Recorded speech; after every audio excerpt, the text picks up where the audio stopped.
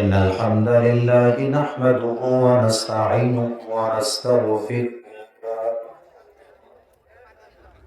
ونؤمن به ونتوكل عليه ونعوذ بالله من شرور أنفسنا ومن سيئات أعمالنا من يهده الله فلا مضل له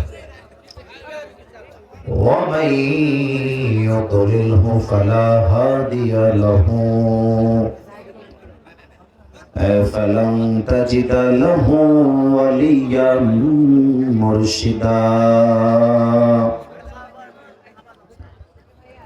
ونشهد أن لا إله إلا الله وحده لا شريك له هو الذي لا ضد له ولا ند له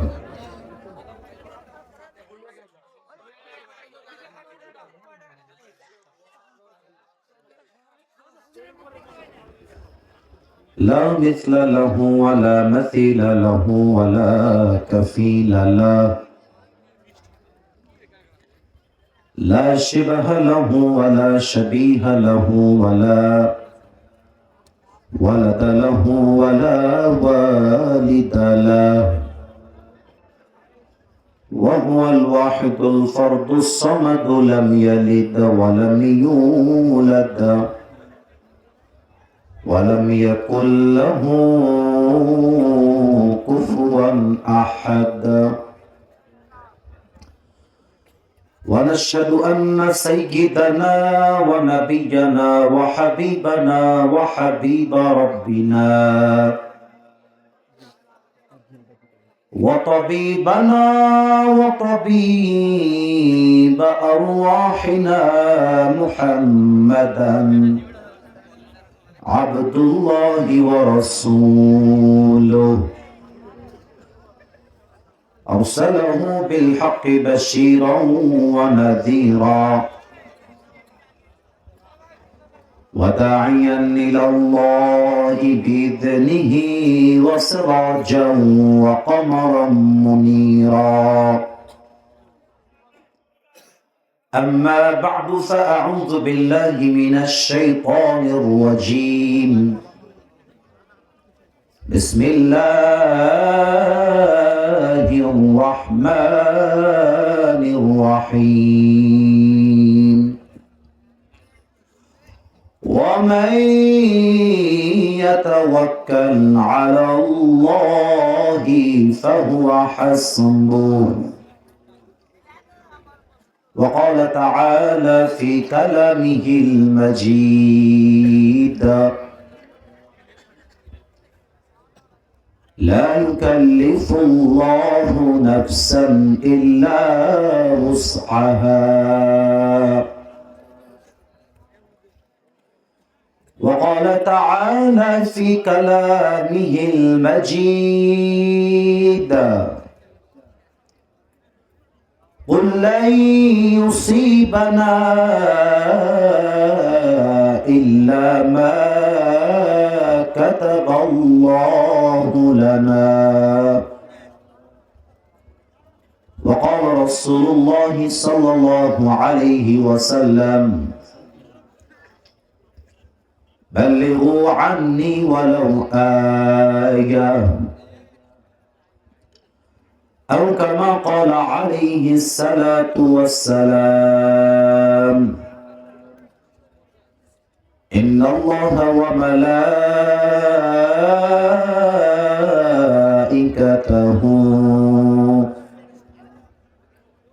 يصلون على النبي يا أيها الذين آمنوا صلوا عليه وسلموا تسليما اللهم صل على محمد وعلى آل محمد كما صليت على إبراهيم وعلى آل إبراهيم إنك حميد مجيد أستغفر الله أستغفر الله আরবি খুতবার মাঝেও অনেকে কথা বলেছেন, আমি কাউকে ধমক দেই নাই কিংবা দিতে চাই না। বিশ্বাস করেন, আপনারা আমাকে ভালোবাসেন বিধায় আমি হিরো, আপনারা ভালো না বাসলেই আমি জিরো। আপনাদের ভালোবাসাই হচ্ছে আমার সবচেয়ে বড় দামি সম্পদ। আপনাদের এলাকার একজন নগণ্য মেহমান আমি আজকের এই মাহফিলে। আমি আবারও সবার পায়ে হাত রেখে বলবো, এটা দ্বীনি মাজলিস, এটা দ্বীনের মাহফিল। প্রত্যেকটা জিনিসের একটা আদব আছে। এই মাহফিলের আদব হচ্ছে শৃঙ্খলাবোধ বজায় রাখা, ডিসিপ্লিন মেনটেন করা, উচ্চ স্বরে কথা না বলা। মনে করেন কেউ আপনাকে ডিস্টার্ব করছে, ফোনটা তুলে ভিডিও করছে, আপনি আমাকে দেখতে পাচ্ছেন না, ওকে ইশারায় বসায় দিবেন, ইশারায় নামায় দিবেন। এই ছেলে বসো, এই ছেলে হটো। এটা সিস্টেম না, যেটা এই পাশে একটু আগে হয়েছে, এটা করা যাবে না। ইশারা ইঙ্গিতে কাজ করতেন, আমি যেন বলতে পারি যে মাশাআল্লাহ, দাউদপুরের মানুষ, নবাবগঞ্জের মানুষ কলিজা দিয়ে ইসলামকে এবং কোরআনকে ভালোবাসে, তাই না ভাই আমার? এই স্পেসটা আমাকে দিবেন, এতটুকু অপরচুনিটি আমাকে আপনারা দিবেন কাইন্ডলি। আস্তাগফিরুল্লাহ। আজকের এই প্রোগ্রাম পরমানন্দনপুর পদ্মাপাড়া বালিকা মাদ্রাসা ও যুব সমাজের উদ্যোগে আজ এই বিশাল তাফসীরুল কোরআন মাহফিল।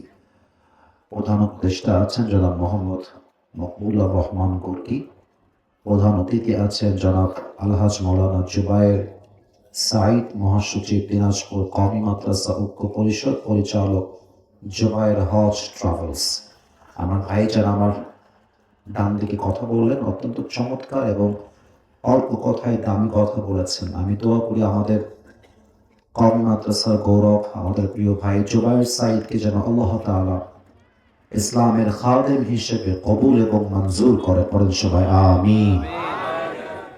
এই আমিনটা দিনাজপুরের সাউন্ডে হয় নাই, এভাবে তারা কথা বলে না। রংপুর বিভাগের মানুষ যদি কথা বলে, আমি খেয়াল করেছি ওদের আওয়াজে মাটিটা থরথর করে কাঁপতে থাকে, এত সাউন্ড তাদের গলায় আছে। আর আমরা দিনাজপুরের সন্তান, আমরা তো কাপুরুষের সন্তান নই, আমরা তো বীরপুরুষের সন্তান। আপনারা কি কাউকে ভয় ভয় পান না কি রে ভাই? আওয়াজ দিবেন সিংহের মতো গর্জন দিয়ে। আর একবার পড়েন সবাই আমিন। প্রধান মেহমান রয়েছেন জনাব মোহাম্মদ রেজাউল করিম মিন্টু, বিশিষ্ট সমাজসেবক, ধর্মপাড়া, রানীগঞ্জ। উনি কি এসেছে?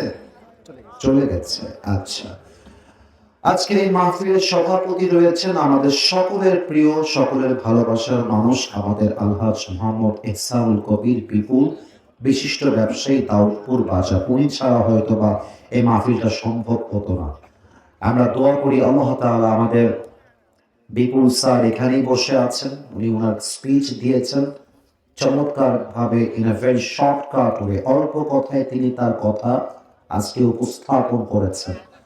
আমরা চাই এমন ব্যবসায়ী, এমন ইসলাম প্রিয় মানুষ প্রত্যেকটা এলাকায় থাকুক, যাদের মাধ্যমে মাদ্রাসাগুলো সচল হবে, যাদের মাধ্যমে অনেক ছাত্র ছাত্রী হাফেজ হবে, হাফেজা হবে। আমি দোয়া করি আমাদের সকলের প্রিয় ভাই ইহসানুল কবির বিপুলকে যেন আল্লাহ তাআলা ইসলামের বীর সৈনিক ওমর ফারুক রাদিয়াল্লাহু তাআলা আনহুর মতো কবুল করে নেয়। পড়েন সবাই আমিন। সহসভাপতি অনেকে আছেন, রয়েছেন জনাব আলহাজ মোহাম্মদ জব্বার হোসেন, আছেন মোহাম্মদ মফিজুল কবির, ডক্টর মোহাম্মদ রফিউল ইসলাম, আরো রয়েছেন কাজী মোহাম্মদ মোনায়েম হোসেন। অনেকে এসেছে, তাই না? মাশাআল্লাহ। আমি দোয়া করি আল্লাহ তাআলা সবাইকে যেন নেক হায়াত দান করে। পড়েন সবাই আমিন। এবং আমাদের এই প্রোগ্রামে সবচেয়ে বেশি শ্রম আমার যে ভাই দিয়েছেন, আমাদের প্রিয় হাবিবুল্লাহ কাউসারি ভাইজান, উনি ওয়াদা দিয়েছেন, ওয়াদা রেখেছেন। আমি বলেছি আমি আসব। যদি আমার জীবন থাকে, আমার পুরো এন্টায়ার লাইফে কোনো প্রোগ্রাম মিস হয়েছে আর যদি কেউ বলতে পারবেন আলহামদুলিল্লাহ, এটা অহংকার না। আমি ওয়াদা দিয়েছি। ইভেন এমনও দিন গেছে প্রোগ্রাম করেছি, ডাক্তার বলেছে আপনি কথা বললে বাঁচা মরার প্রশ্ন, আপনার কন্ডিশন এত খারাপ। আমার ফুসফুসে প্রবলেম হয়ে গেছিল মাঝখানে, প্রবলেমের জন্য। তবুও আমি মাহফিলে গেছি। কেন গেছি বলে দেই। একটা আলোচক আসলে মাহফিল সহ বক্তা সহ নিম্ন খরচ 2 থেকে 3 লাখ টাকা, নিম্ন এত টাকা খরচ হয়। এখন দেখেন, কমিটি বলেছে আসিফ হুজুর আসবে, কমিটি বলেছে আসিফ হুজুরের অমুক মাঠে মাহফিল হবে। এখন হাজার লোক জমা হয়ে গেছে, বক্তা আসলেন না। মানুষের বিবেক এত খারাপ, বক্তার কি হয়েছে তা কেউ দেখতে যাবে না, মাঠ থেকে জুতা নিক্ষেপ করা শুরু করে দেয়। এরকম হয়েছে, আমি দেখেছি। তো আমি গেছি কেন? আমার জীবন যতটুকু আছে আমি যাই। আমি যাওয়ার দ্বারা যদি কারো সম্মান বেঁচে যায়, আমার সম্মান তো কমে যাবে না যুবক ভাইরা, তাই না? তোমরা বলো। আমি ওয়াদা দিয়েছি আমার হাবিবুল্লাহ ভাইকে আমি আসব, বিপুল ভাইকে ওয়াদা দিয়েছি আমি আসব, আমি এসেছি। এবার আপনাদের সাথে কথা বলার পালা। কেমন আছেন আপনারা সবাই? আলহামদুলিল্লাহ, আমি অনেক ভালো আছি। একটা জিনিস খেয়াল করেছেন, আজকের মাহফিলের যত শ্রোতা এসেছে তার 90% বেশি কলিজার টুকরা যুবক ভাইরা আছে। যুবক আর যুবক, ডানে যুবক, সামনে যুবক, বামে যুবক, ইভেন স্টেজেও অনেকে যুবক বসে আছে। আসলে আমার মনে হয় এই যুবকদের দ্বারাই আগামীতে ইসলামের বিজয় হবে বাংলাদেশে। এই যুবকদের দ্বারা বিজয় হবে আল কোরআনের। এই যুবকরাই পারবে আগামীর পার্লামেন্ট আল কোরআনের পার্লামেন্ট বানাতে। আল্লাহ তুমি যুবকদেরকে কবুল করে নিও, পড়েন সবাই আমিন। আমি জাস্ট ভূমিকায় একটা কথা বলবো, এই কথাটা শেষ হয়ে গেলে আমি আমার তাফসীরে ফিরে যেতে চাই।